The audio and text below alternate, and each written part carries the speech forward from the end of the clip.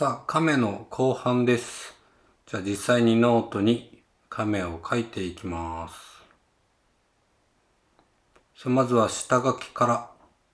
ら、全体的な当たりをとって、腕を描いてます。腕は、前編で勉強したように、肘の部分が内側に入るような内股を意識しました。首は、手の動画のように筒をイメージしています。後ろ足は匍匐前進をしているようなイメージ。練り消しで顔の部分ちょっと薄くして顔のディティールをもう少し細かく下書きしていきます。なるべくどうせなら、可愛らしい髪にしたいなと思っています。亀もくちばしですけど普段から口角が上がったような、ちょっと笑ったような顔になってるのが可愛いところですね。亀も顎の下は人間と同じでちょっとたるみがあって、首は立体感を意識しています。今回もペンは G ペンを使っていきます。インクは、パイロットの証券用です。いつものごとく目がしっかり描けないと納得いかないので、今回も目から描いていきます。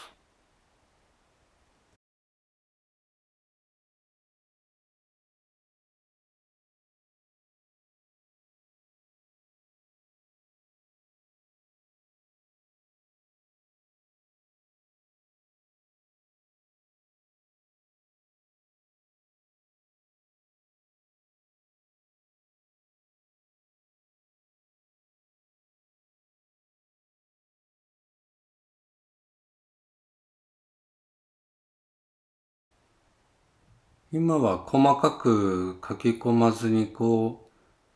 まかなディティールを書いていっているところですね。主線と言いますか、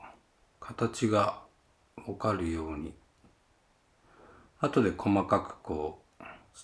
シワ感とか出していけたらなとこの時は思っています。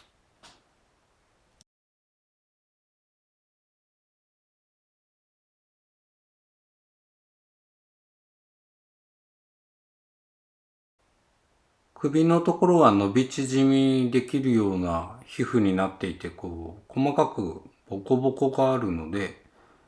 それを、後で書き込んでいこうかなと思っています。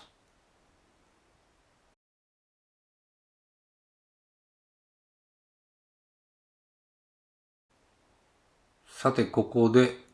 亀といえばこの甲羅ですね。前回勉強したこちらを元に甲羅を書き込んでいきます。平面で描いた甲羅をどうやって立体感を持たせていくのっていうところが一番難しいところだと思うんですけど、甲羅を 3D でイメージしてみましょう。左上に、甲羅だけのイメージを用意しました。この透明の甲羅のように見えない部分も意識することが大事です。まずは頭からお尻にかけての縦の真ん中のライン。これを描きました。甲羅のセンターをイメージします。で、それを半分に割って横の真ん中のライン。これを描きます。次に縦に、真ん中センターと両サイドを分けていきます。そこからまた横に分割します。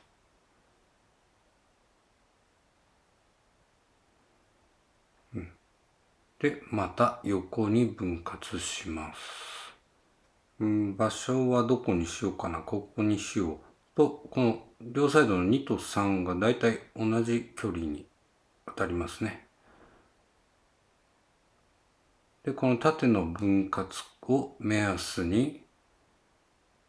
こう、ちょっと切れ込みを入れていきます。三角形にね、この場所がなるように。ちょっと説明下手ですけど、わかるかな。で、両サイドの形がだいたい決まったので、今度はここ。センターの、縦センターを割っていきます。角をつなぎ合わせるようなイメージ。で、ふっくらとこう立体感を持たせるように意識しましょう。ちょっと番号を合わせていきます。ここから、縁の細かい割れ目を描いていきます。2番の下から描いていってますね。まあ、これは自分の描きやすいところからでいいんですけど、こう、右と照らし合わせてどこにこの線、切れ目みたいのが来るかなって確認しながら今描いてます。ちょっと手間だけど、やっぱり右のような平面図を元に描いていくと、なるべく正確な亀の甲羅が描けてくるかと思います。なんか図形というかね、なんかそういうものを設計するような感覚にも似てるのかな。これ一応見えないところにも線引っ張って、全体のバランスを確認しながら今描いているところです。こういう立体の感覚をつかめると、絵も説得力のある絵が描けるようになっていくと思いますよ。じゃあ、だいたいラフで線が決まったら、そこを、聖書ペン入れしていきます。これね、線引いちゃいけないところに引いちゃいました。×してあるところの線はちょっとミスです。後で消して、なんとかしましょう。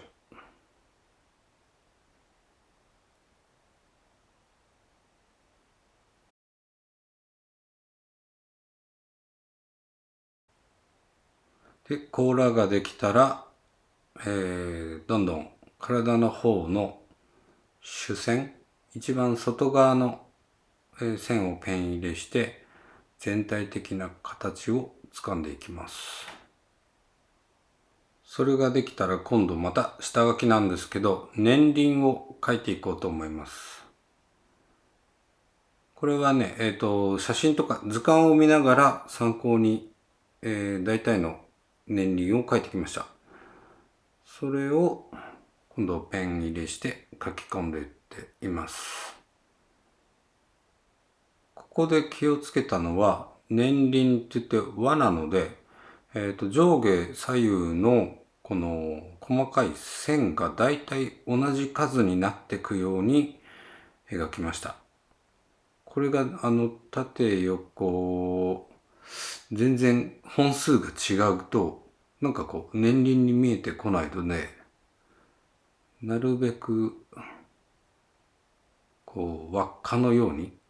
輪っかが重なっていくように気をつけながら描いています。で、年輪ができる中心という部分があるんで、そこからだんだんこう広がっていくようなイメージですかね。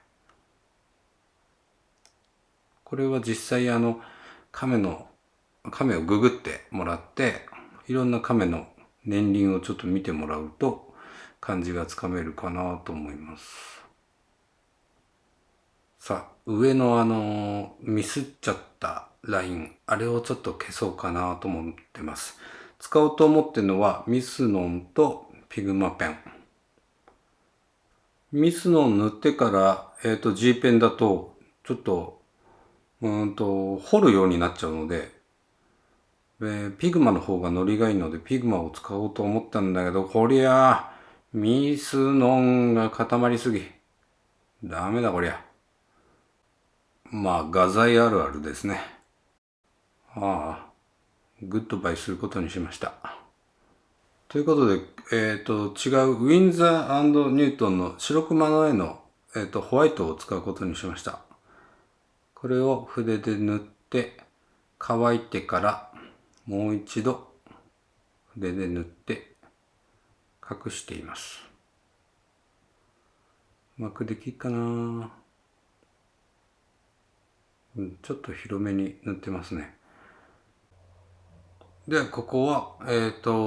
乾くまで時間がかかるので、ここはほっといて、他の部分をどんどん、書き足していきます。こっからはもうひたすら書く動画なので、話をしようかなと思うんですけど、先ほどの甲羅がいい例なんですけど、物を立体的につかむ能力。これがあるかないかで、絵の上手さってだいぶ変わってくるんですけど、うちの嫁は絵が全く描けない。まあ、ある意味芸術的なレベルなんですけど、それで何が違うのかっていうのを一回、よく話し合ったことがあって、まあそれがそのものを立体に、捉えられるか、そういうところだったんですね。で、例えばキャラクターを描いた時に、それが、後ろ向きになったらどうなるのか、上から見たらどうなるのかとか、そういう頭の中でこう、物をぐるぐるぐるぐると、こう、回して見ることができる。そういう能力を鍛えることができたら、絵ってすごく上手くなると思うんですよ。で、その感覚を勝手に私は3D 脳というふうに呼んでるんですけど、その 3D 脳が発達してるというか強いのは女性より男性じゃないかなと思っているんです。で、世の中のイラストレーターさんだとかを見ると、女性の方が平面的なイラストで活躍してる人が多いんじゃないかなっていう傾向。まあ偏見のように聞こえたら申し訳ないんですけど、そういう意味は全くなくて、でもどうしてもその傾向強いんじゃないかなっていうふうに思うんですね。いろんな人の絵を見てると。で、なんでじゃあ男性の方がその 3D 感覚に優れてるかっていうと、原因の一つとして、これも僕の独断なんですけど、子供の頃にプラモデルをやってる人って、その感覚強いんじゃないかなって、まあ勝手に思ってるんですけど、で、なぜプラモデルかっていうと、プラモデルを作る工程って、説明書は平面的な 2D のイラストで、それを見ながら 3D のものを組み立てていくんですよ。それって絵を描く時の感覚とすごい似てて、例えば景色を見ながら絵を描くとき、景色は 3D なんだけど、それを 2D に落とし込んでいきますよね。だからこの、2D と 3D をこう行き来する回数が多ければ多いほど、その 3D 脳は鍛えられるんじゃないかなっていうのが持論なんですけど、どうでしょう。私も子供の頃プラモデルってものすごいたくさん作ったんですよ。まあガンダムから始まり戦闘機とか城とか、あと船も作ったし、とりあえず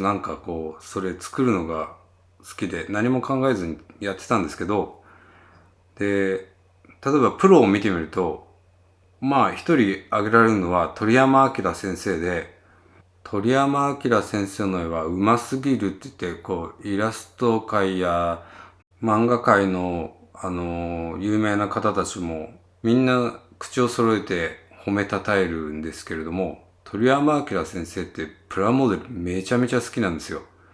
漫画を描くよりプラモデル作ってたいっていうことを言うような人なんで、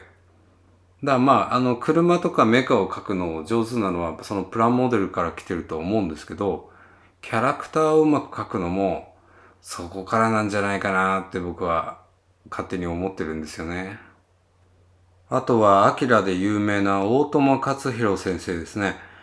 まあ、あの方がプラモデルをやってたのかどうかは知らないんですけど、聞いた話によると、一時期部屋中にいろんな方向から糸を張り巡らせていたらしいんですよ。で、それはなぜかというと、パースの感覚を鍛えるためにやってたとか。パースだから奥行き感ですよね。遠近法とか遠近感とかにつながってくるものですね。大友先生の描くビルとかもうすごいじゃないですか。もう、ありとあらゆるページがもう正確なパースで埋め尽くされてるっていうようなね。それも、糸を張り巡らせてたのも、3D の世界から漫画という 2D に落とし込むためにやってたわけですよ。だから人の立体感をやっぱ鍛えるのって、その 3D と 2D を行き来すること、それをたくさんやることで絵も上手くなるんじゃないかなと思っています。じゃあ、なるほど。私もそうだと思うっていう人は今すぐいいねボタンポチって押してください。そしてこの動画の最後でおまけとしてこのカメちゃんの 3D をお見せします。自分で紙粘土で作ったものなんですけど、私も絵を仕事としてるわけですけど、そういう立体物をなんか手で作るのも結構好きで、仕事でたくさん描くようなものは、まず立体物を作るとか、そういうこともやったりしています。で、この亀ちゃんの絵の話に戻ると、これもこのペン入りの段階で立体感を意識しながら描いてるわけです。例えば、光が当たるところは、線を細くしてみるとか、あんまり描き込まないだとか。だけど、影がつくだろうなっていうところは、線を太くしたり、黒く塗りつぶすような形にしたりだとかで、コントラストをつけていくわけです。だから、何を描くにしろ、常に立体感を意識しながら描くことが大事かなと思っています。この今描いている線も、立体の向きに合わせて描いているわけです。右の方と左の方で、カーブの角度が違いますよね。で、ここら辺も右側に行くごとに、逆のカーブになってってると。だから絵の中で、あまり意味のない線っていうのは描かないように心がけたりだとか、そういうことも大事なのかなと思います。意味のないものを描かないといえばね、また話ずれるんだけど、宮崎駿さんはね、映画の中でね、意味のないものは絶対描くなっていう風にね、なんか言ってるみたいですよ。だからもう画面にあるもの全部意味があるとして見ていいんだと思います。ここからは、今回は丸ペン使って、すごい細い線で、なんかな、汚しみたいな感じで入れていこうと思ってます。ここはちょっと、ここも長いから、ここはちょっと割愛しようかな。さっきのミスったところですね。丸ペンでうまくごまかしました。大丈夫かな。で、最後に太いペンで、濃いところをプラスして、もうちょっとコントラストを強くつけていく作業をしています。で、これができたら、いよいよ完成とさせていただきます。こんな感じ。どうでしょうかね。今回は、あえて書き込みをかなり多くしてみました。書き込み少ないと、ディティールとかが伝わりづらいかなと思ったので。で、それをパソコン取り込んでコントラストつけてあげるとこんな感じ。で、先ほど言ってた亀の 3D。これが紙粘土で作ったやつです。大量に亀を描く仕事があったので、これをまず作ってみました。で、こういうのを作ると、かなり写真とか見比べるので、頭にも形がよく入ります。で、これを作るのは時間もかかるし大変っちゃ大変なんだけど、その後でかなりの利点があって、これで描きたい角度の写真を撮ります。で、それを取り込んでデジタルでなぞっていく。そうするとオリジナルの亀、いろんな角度の亀が簡単に描けるようになります。後で楽なんだけど、作るのはね、やっぱり大変なんで、あんまりおすすめはしないけど、でもいい勉強になるかと思いますよ。気が向いたらぜひ遊んでみてください。では、今日はこの辺でご視聴ありがとうございました。次回からはカラーでいこうと思っています。